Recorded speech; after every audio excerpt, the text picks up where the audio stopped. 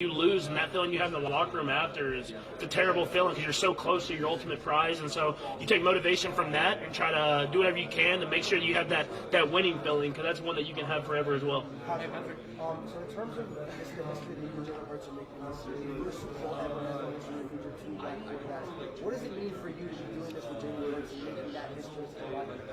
Yeah, no, it's special, and I think we talked about it the entire week, and it's something that it's been way long overdue. You've seen a lot of quarterbacks that haven't had this opportunity that we've had, and it took the quarterbacks before us to pave the way. And so for us to be in this moment on this stage and be able to show where we've come as a league, this would be just the start of it, just the beginning of it, and we want to make sure that we set the stage for future generations to come. And second question, you attribute a lot of your arm strength and your arm talent to play baseball. You played shortstop. Out of curiosity, I don't know how much baseball you watch, but is there a shortstop that you look at now and you think is the best in the league? The best in the league? That's a hard one, but I think Bobby Witt Jr. is coming for that crown at some point.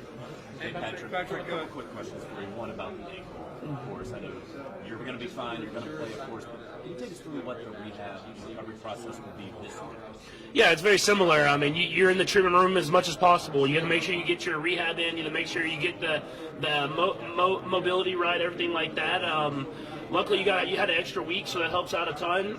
But you still just try to get wherever you can to be close as you can to 100% by game day. You talked about that sort of fuel from the loss from 2 years ago. What about yourself have you learned? What have you changed in preparation over those 2 years to get to this direction? Yeah, I think the best thing I've learned as at the quarterback position is not trying to do too much. Just whenever stuff's not going your way, like the last game, the Bengals game, where I had that dumb fumble in the fourth quarter, just not letting those mistakes compound each other and just getting back to the game plan and whatever I can do to have a positive play and trusting in my teammates. That's something that I've learned over these last few years, is that you can't do it all by yourself. It takes your teammates and the team around you. What do you think about your legacy? How do you compartmentalize not worrying about legacy and going out and winning this game? I'm still so early in my career. I mean, I feel like all I focus on is winning the day. How can I get better today to prepare myself for the end of the week and this game that we're playing in? And I've always thought that if you go out there and handle business the right way and do what you do and you win football games, that stuff handles itself. And so I never really think about my legacy after football. That'll be something that I think about after I'm done playing. Patrick, how valuable was that work you guys did off-season in Texas with the guys, Marquez, now, especially now that you've been to? Yeah, I mean, obviously it was valuable of those guys getting up to speed fast and them having the ability to step right in and have success. But I think more than that, it was about building those relationships. That when times got tough, you have this built relationship with these guys that you can lean on. And so when everything's not perfect and everything's not going our way, we have a brotherhood and something that we can lean on to help us get through those times. Speaking of brotherhood, Travis Kelce said that you guys were brothers last night. He and Jason. Are you close to Jason at all? Is there a relationship between you two guys? Yeah, I've got to hang out with Jason multiple times now, just because, like you said, me and Travis are like brothers, and I feel like his family is like one of my second families. And so I'm always, after every game, it's either he's at my house or I'm at his house, and we bring both friend groups together. And I remember my wedding and like the bachelor party and then my wedding day, to see Travis like with my friends, you would have thought they grew up together. That's just, it goes both ways. I mean, like we've kind of joined each other's friend groups and kind of become brothers throughout our relationship on the football field. What do you say to play, Jason? I mean, he's a special player, and obviously, I think people always saw his running ability, but the way he's able to develop as a passer, he can execute it and take advantage of whatever's on the football field. And whenever you work that hard and you leave everything on the field every single time, the guys follow you. And I think that's the most special thing that not everybody has, is the ability to have people that are older than you that have put in the work as well follow you on that football field to whatever means necessary. And so he has a special ability to have guys that will follow him, and that's why he's in the position that he's in today. I just want to let you know that if you want bodyguard or offensive line, I'm here for you. Oh, yeah. I mean, we're playing a great defensive line, so we might need you back there, man. That's how Mexico. Patrick, how does your family play a role on the field for you when you play?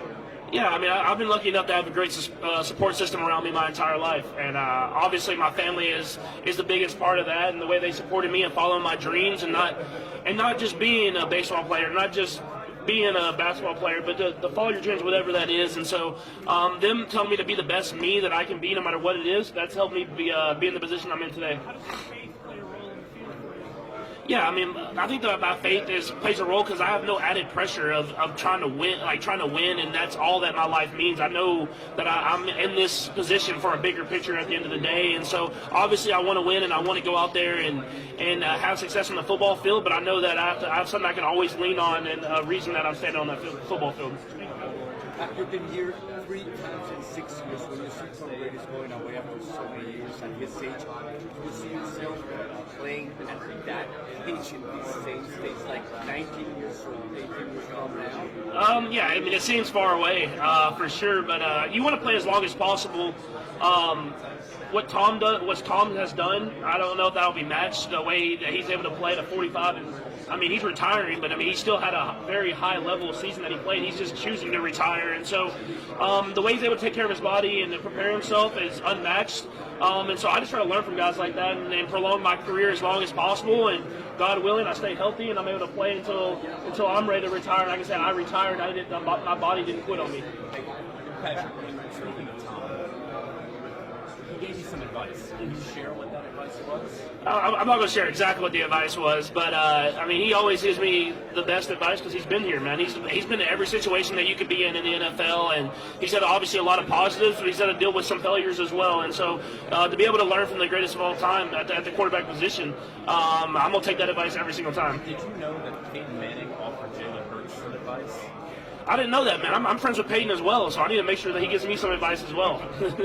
Patrick, what was Juju Smith-Schuster brought to the Chiefs, and how was that transition for him into the offense?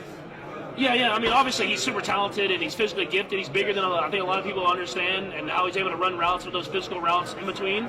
But I think what the biggest thing is the joy that he brings in the building every single day, and the work ethic. I mean, he is a guy that works his tail off when he's in the building, and he's kind of become one of those leaders in the receiving room. And it's cool to see because other than McCole, we had all brand new receivers in that receiving room, and those guys have grown together and built a brotherhood that now they don't care who gets the catches, and you see that on the football field every week is a different guy that seems like they have a big game. Hey Patrick, you've spoken obviously about standing on the shoulders of those who came before you as a black quarterback. When you were recruited coming out of high school, did you have any sense that you were being pigeonholed?